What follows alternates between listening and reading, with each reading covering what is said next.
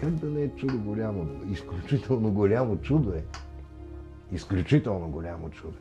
2000 години и кусор камбаната бие всеки ден в чест на онзи, който Юлиан Отстъпник, Ницше наричат оня галилеянин, който успя да измами целия свят. Добре, айде дори това да ме. Как успя да го направи? Как? Какви ли не режими са смачквали с валяка си земята и тая камбана продължава да бие. Тя надживя вековете на тоталитаризмите, на робствата, на окончателното и пълната победа на не знам какво си, и крушението на друго. Отмина като вятър. Няма го вече. Духна го и няма го вече. Няма ни комунизъм, ни нацизъм, нищо. Така.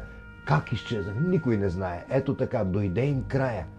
Развяха се като дим, няма ги вече, мястото им вече ги не познава. Камбаната продължава да звъни. Сега, ако това се нарича чудо голямо, да, чудото е голямо. Аз така мисля.